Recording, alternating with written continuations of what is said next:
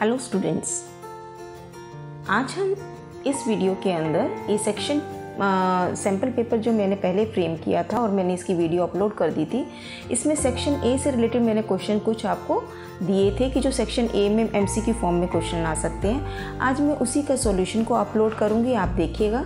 आपने अगर ये क्वेश्चंस कर लिए हैं तो आप इनको चेक कर लीजिएगा अपने अपने साथ, और अगर आपने इनको नहीं किया है तो आप इन क्वेश्चंस को कर लीजिए और मेरे साथ साथ आप इनको चेक कर सकते हैं अपने क्वेश्चंस को। चलिए इसको स्टार्ट करते हैं। फर्स्ट क्वेश्चन है, which of the following is not a rational number. देखिए √2 जो है इसकी वैल्यू होती है 1.414 डैश डैश डैश, यानी कि ये टर्मिनेट ही नहीं हो रहा और इसमें कोई भी ब्लॉक नहीं बन रहा, तो यही आपका इर्रेशनल नंबर है। हमें बाकी चेक करने की ज़रूरत नहीं। अगर देखें भी तो √4 2 की वैल्यू होती है, √9 3 की वैल्यू होती है, √25 की वैल्यू 5 होती है। तो इसलिए इसका जो इर्रेशनल नंबर है वो आपका क्या हो गया है, √2 हो गया है। Question number 2, the product of any two irrational number is. देखिए दो इर्रेशनल नंबर का प्रोडक्ट, मैं आपको एग्जांपल लेके दिखा रही हूँ। जैसे मैंने दो इर्रेशनल नंबर लिए, √2 इंटू √2, इसकी वैल्यू तो 2 हो गई। और अगर मैं लेती हूँ √2 इंटू √3, इसकी वैल्यू हो गई है √6। तो इसका मतलब है product of two irrational number can be a rational number and product of two irrational number can be an irrational number, right. तो इसका मतलब है आपका आंसर हो जाएगा sometimes rational and sometimes irrational. दो इर्रेशनल नंबर को प्रोडक्ट करने पर कभी कभी रैशनल आंसर आता है और कभी कभी इर्रेशनल। यहाँ मैंने आपको एग्जाम्पल देके समझा दिया है इस क्वेश्चन को। चलिए अब नेक्स्ट क्वेश्चन देखते हैं। द स्मॉलेस्ट होल नंबर, ये तो सभी को पता है 0 है, बट कभी कभी आ जाता है ऐसा क्वेश्चन भी। इफ़ px इज दिस, ये आपका पॉलिनोमियल है, देन 0 ऑफ px, किसी का भी 0 निकालना होता है तो पॉलिनोमियल आपको इक्वल टू 0 रखना होता है। तो kx equal to 0, so x equal to 0 upon k which is equal to 0। तो x की वैल्यू क्या आ गई है, 0। तो आपका आंसर क्या हो गया, this one. If x plus 1 is a factor of this then the value of k। अब देखिए बेटा, ये अगर फैक्टर है तो आपके पास रिमाइंडर 0 आना चाहिए। तो रिमाइंडर निकालने का मेथड क्या था, आप इस फैक्टर को, इस डिवाइज़र को इक्वल टू 0 रखते हैं। तो x प्लस 1 इक्वल टू मैं 0 रखूँगी तो मेरे पास आ जाएगा x माइनस 1। अब ये -1 अगर आप इसमें रखेंगे तो रिमाइंडर आ जाएगा। तो रिमाइंडर हो गया आपका 2 इंटू -1 की पावर 2 प्लस k इंटू -1। अब ये रिमाइंडर क्या है, इक्वल टू 0 क्यों है, क्योंकि ये इसका फैक्टर है। जब भी कोई पॉलिनोमियल दूसरे पॉलिनोमियल का फैक्टर होता है तो रिमाइंडर इज ऑलवेज 0। तो पहले आपने रिमाइंडर निकाला और उसको इक्वल टू 0 रख दिया, तो आपके पास ये आंसर हो जाएगा 2 minus k equal to 0। So this is implies k equal to 2। आप k माइनस k को इधर लेके आएंगे तो प्लस k हो जाएगा। तो k की वैल्यू क्या आ गई है, 2। तो आपका आंसर हो गया ये।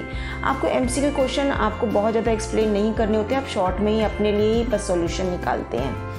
इफ़ u की power 50 plus 50 is divided by this the remainder. अब देखो जब आप इससे डिवाइड करोगे तो रिमाइंडर निकालने के लिए आपको u प्लस 1 को इक्वल टू 0 रखना है।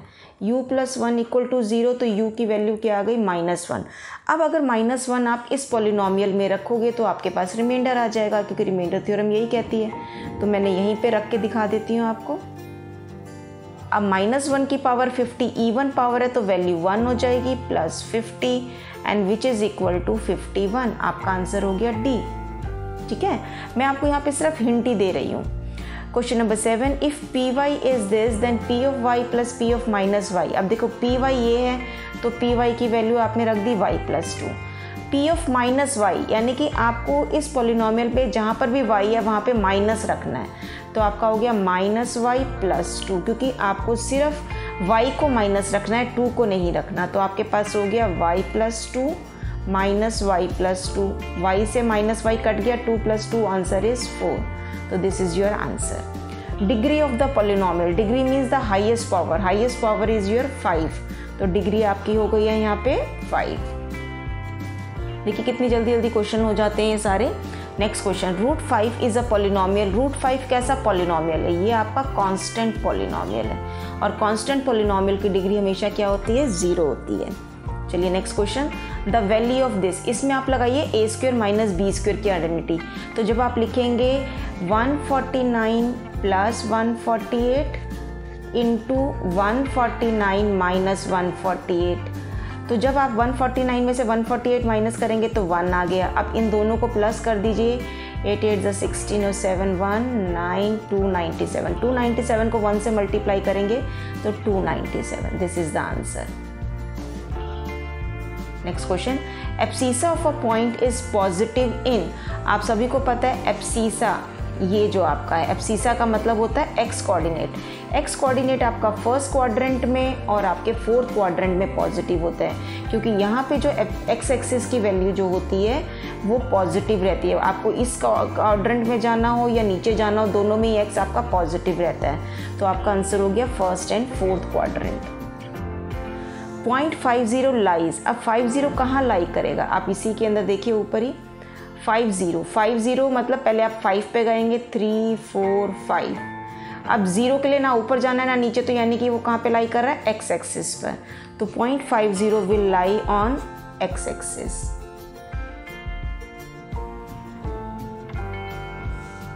ये आपका आंसर हो गया। If the coordinate of the point are this and this, दो कोऑर्डिनेट है, एक ये है और एक ये है। आपको ये वैल्यू निकालनी है। एब्सिसा ऑफ पी, आपको पी का एब्सिसा लेना है, यानी कि -2, फिर माइनस का साइन है। फिर abscissa of Q, abscissa of Q क्या है, -3, तो आपने -3 ले लिया। आप सॉल्व करिए, -2 माइनस और माइनस प्लस 3 में से 2 गया 1, तो आपका आंसर क्या हो गया 1। ये आपका आंसर आ गया चिल्ड्रन। देखिए बहुत आसान क्वेश्चन है ये। The point which lie on Y axis at a distance of 5। आपको वाई एक्सिस पर एक पॉइंट चाहिए 5 डिस्टेंस पर, 1 2 3 4 5, और it is in the negative direction, इसीलिए मैंने नीचे की तरफ लिया, ये -5 है। अब इस पॉइंट का कोऑर्डिनेट क्या होंगे, 0 -5। क्यों, क्योंकि x तो 0 है ही, क्योंकि आपको y एक्सिस पर अगर कोई भी पॉइंट लेना है तो उसका x कोऑर्डिनेट हमेशा 0 होता है। तो 0 -5 आपका आंसर हो गया this. A solution of the equation this is, अब आपको इसका एक सॉल्यूशन बताना है। तो आप इसमें से क्या इसमें रखें कि आपका सॉल्यूशन आ जाए, आप चेक कर सकते हैं। देखिए चिल्ड्रन, अगर मैं इसमें पहला, अब इसमें आप एक एक करके रखेंगे तो आपको बहुत टाइम, थोड़ा सा देख के गैस कीजिए। जैसे अब मैं इसको रखती हूँ, 2 × -1 + 5 × 1 -3 = 0। तो ये हो गया -2 + 5 -3 = 0। -2 और -3 हो गया -5, -5 और +5 हो गया 0, 0 = 0। तो ये आपका सॉल्यूशन आ गया। मैंने कैसे चेक करा, मैंने यहाँ देखा कि यहाँ -3 है। अगर ये y की वैल्यू 1 रखती हूँ तो ये 5 हो जाता है, लेकिन अगर यहाँ पे मेरे को -5 चाहिए तो 2 माइनस को जब मैं माइनस से मल्टीप्लाई करूँगी तो -2 आ जाएगा। कई बार ये आपको MCQ में क्वेश्चन देखते ही क्लिक कर जाता है कि ये आपका आंसर हो सकता है। The linear equation this has, देखिए लीनियर इक्वेशन इन 2 वेरिएबल है, लीनियर इक्वेशन इन 2 वेरिएबल, और इसके हमेशा क्या होते हैं, इनफाइनाइट सॉल्यूशंस होते हैं, infinite many solutions, right. Next question, the point this does not lie on the graph. अब देखिए x तो पॉजिटिव है और y नेगेटिव है। देखिए x = है, ये तो इसी का सॉल्यूशन है। y = माइनस है, क्योंकि इस पॉइंट के अंदर y का कोऑर्डिनेट माइनस है, तो ये सही है। y = x, तो देखिए y = x का मतलब है y और x दोनों सेम होने चाहिए, पर हमारे यहाँ पे y और x सेम नहीं है। हमारे पास y है -a और x है a, तो दोनों इक्वल नहीं है। तो वो कह रहा है कि ये जो सॉल्यूशन है किसके ग्राफ पे नहीं लाई करता, तो वो इस ग्राफ पर लाई नहीं करेगा। नेक्स्ट क्वेश्चन देखते हैं। The equation this represents a line. देखिए y + 3 = 0 मीन्स y = -3।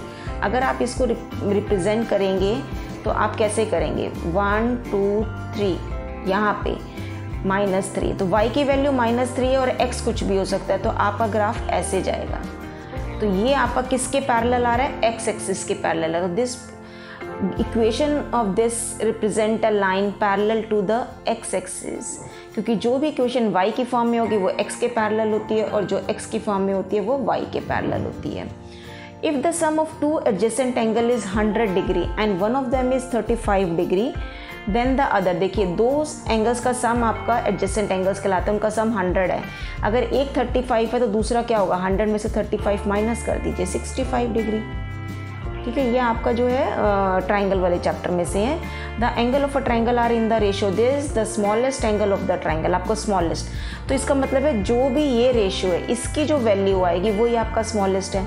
चलिए, हमें जब भी रेशियो की फॉर्म में दिए होती है एंगल निकालना होता है, पहले हम इनको प्लस कर लेते हैं एक्स लगा के, तो 2 + 4 6, 6 + 3 9, तो 9x equal to 180 because sum of the angle is 180 होता है, तो x equal to 180/9 which is 20। तो जब मैं 2x को 20 से मल्टीप्लाई करूँगी तो 2 20 40, तो आपका 40 degree will be the smallest one. देखिए कैसे करते हैं इसको, जब भी रेशियो फॉर्म में दी होती है आप एज्यूम कर लेते हैं 2x है, 4x है और 3x है। यहाँ जब आपके पास x की वैल्यू आ गई है, वो x की वैल्यू जब आप इस एंगल्स में रखते हैं तो आपके पास original degree of the angles आ जाती है। और जब आपको लोएस्ट चाहिए, स्मॉलेस्ट चाहिए, तो स्मॉलेस्ट रेशियो जो होगा वो आपको स्मॉलेस्ट एंगल देगा। तो आपका ये आ गया। अगर लार्जेस्ट पूछा होता तो मैं 4 से मल्टीप्लाई कर देती है x को। Which of the following is not a Cartesian criterion for congruency of a triangle. आपको पता है 4 ही कंडीशन होती हैं, SAS भी होती है, ASA भी होती है, SS भी होती है, तो SSA जो आपकी कोई भी क्राइटेरिया नहीं है। Next, in triangle ABC AB = AC, आप सभी को पता है। अगर आपको ना समझ में आए तो फटाफट एक ट्राइंगल बना लिया कीजिए ABC, इसमें ये 2 साइड इक्वल है तो इनके अपोजिट एंगल भी सेम होंगे। अगर B आपका 50 है तो इसका मतलब C एंगल भी क्या होगा आपका 50 डिग्री का। Angles opposite to the equal sides are equal, ये वाली हमने प्रॉपर्टी यहाँ पे अप्लाई करी है। Next, in the triangle PQR R = P, अब फिर से फटाफट से एक ट्राइंगल बना लीजिए PQR, R और P इक्वल है, ये दोनों एंगल इक्वल है, आपको दे रखा है, ठीक है। उसके बाद QR = 4 सेंटीमीटर, ये 4 सेंटीमीटर है, एंड PR इज़ 5 सेंटीमीटर, ये 5 सेंटीमीटर है। Then the length of PQ, आपको इसकी वैल्यू निकालनी है। देखिए जब ये दोनों एंगल इक्वल हैं तो अपोजिट साइड्स इक्वल होंगी, ये 4 है तो ये भी ऑटोमेटिकली 4 ही हो गई। ये तो आपको कंफ्यूज करने के लिए दे रखा है कि PR 5 है, इसकी जरूरत ही नहीं थी। When the 2 angles are equal then their opposite sides are also equal. If QR is 4 centimetre so QP is also 4 centimetre, तो आपका आंसर हो गया दिस वन। नेक्स्ट क्वेश्चन देखते हैं। In a cylinder if radius is halved and height is double, देखिए radius को आपने half कर दिया तो R/2 हो गया, और हाइट को डबल कर दिया तो 2h हो गया, ठीक है। अब what is the volume, volume of a cylinder का फॉर्मूला होता है πr²h, राइट। अब आप R की जगह ये रखिए और H की जगह ये रखिए, तो आपके पास क्या हो जाएगा, पाई, R की जगह मैं रखूँगी, वॉल्यूम ही निकालना था आपको, यस, तो R/2² × 2h। इसको सॉल्व करते हैं, पाई × R²/4 × 2h, काट दीजिए 2, तो आपके पास हो गया ½ πr²h। तो इसका मतलब वॉल्यूम क्या हो गया आपका, हाफ हो गया, तो ये आंसर हो गया। देखिए जब भी ऐसे कुछ दिया होता है उस केस के अंदर अगर रेडियस को आधा करने को कह रहे हैं तो रेडियस को R/2 रख लीजिए, अगर रेडियस को डबल करने के लिए कह रहे हैं तो रेडियस को आप 2r रख लीजिए, और उसके अकॉर्डिंग जो भी फॉर्मूला उसमें पुट करिए, और उसके बाद जो आपके पास रिजल्ट आता है उससे आप एनालाइज कर सकते हैं कि आपका हाफ हो रहा है, डबल हो रहा है, ट्रिपल हो रहा है या क्या हो रहा है, ठीक है। तो आपका आंसर आ गया है। The length of the longest pole that can be put in a room of dimension, देखिए जो लॉन्गेस्ट रोड आप कोई भी एक क्यूब और क्यूबाइड में रख सकते हैं that is equal to the diagonal, और डायगोनल का जो फॉर्मूला होता है that is √of AL² + B² + H², यानी कि लेंथ, ब्रेथ और हाइट का स्क्वायर रूट लेना। अब आपके पास LBH ये है, तो मैं रखूँगी 10 का स्क्वायर इज़ 100 + 100 + 25, तो ये हो गया 225, और 225 किसका स्क्वायर रूट होता है, 15 का, तो आपका आंसर आ गया 15। ध्यान दीजिएगा हमेशा लॉन्गेस्ट रोड जो आप क्यूब और क्यूबाइड में रख सकते हो that is equal to L² + B² + H² which is the diagonal, ये आपका डायगोनल होता है उसके अंदर, क्यूब और क्यूबाइड के अंदर। राइट सर्कुलर सिलेंडर हैज़, देखिए सिलेंडर के कितने फेसेस होते हैं, ये आपका राइट सर्कुलर सिलेंडर है, इसके कितने फेसेस है, 1 2 3, 3 फेसेस हैं, तो आप लगा दीजिए आंसर 3 फेसेस। ऐसे आप किसी भी 3D शेप का आ सकता है, आप एक बार चेक कर लीजिएगा सारे। If the perimeter of one face of a cube is 4 centimetre, देखिए क्यूब का जो पेरीमीटर है दैट इज़ 40। तो इसकी वन साइड क्या हो जाएगी, पेरीमीटर का मतलब होता है चारों साइड का सम, तो वन साइड आपकी क्या हो जाएगी 40/4 दैट इज़ 10। ठीक है। अगर अब वो कह रहा है what is the sum of the length of its edges, आपको पता है कि नंबर ऑफ एजेस कितनी होती हैं क्यूब के अंदर 12, और अगर एक एज की लेंथ 10 है तो आप इसको 10 से मल्टीप्लाई कर दीजिए, तो कितना आ गया 120 सेंटीमीटर।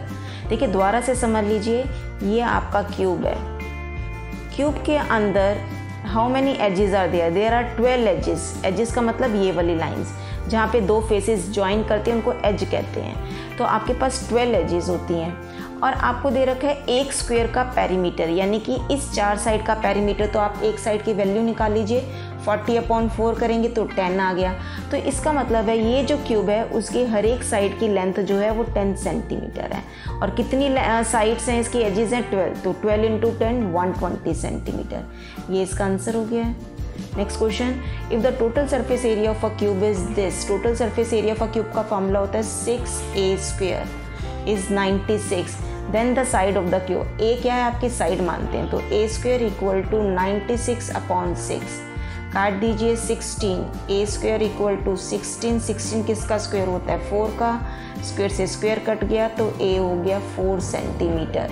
तो उस क्यूब की साइड कितनी है 4 सेंटीमीटर, ये आपका आंसर आ गया है। The probability of an event of an experiment, आप सभी को पता है प्रोबेबिलिटी जो है 0 और 1 के बीच में लाई करती है, और अगर वो इम्पॉसिबल होता है प्रोबेबिलिटी तो इवेंट अगर इम्पॉसिबल होता है तो प्रोबेबिलिटी 0 होती है, और अगर वो श्योर होता है तो उसकी प्रोबेबिलिटी 1 होती है। तो इसका मतलब है ये आंसर है, lies between 0 and 1 both inclusive. Both inclusive का मतलब दोनों एंड वैल्यूज़ भी आप इंक्लूड कर सकते हैं। ये आपका जब नॉट पॉसिबल होता है, और 1 जो कब होता है जब आपका श्योर इवेंट होता है।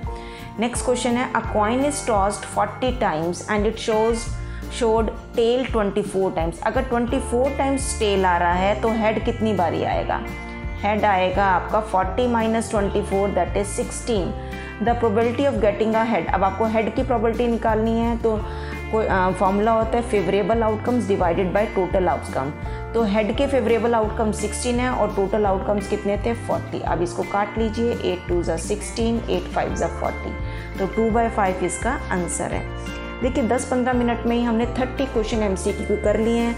एग्ज़ाम में भी आपने ऐसे ही स्पीड बनाकर काम करना है। Thank you for watching this video, bye bye.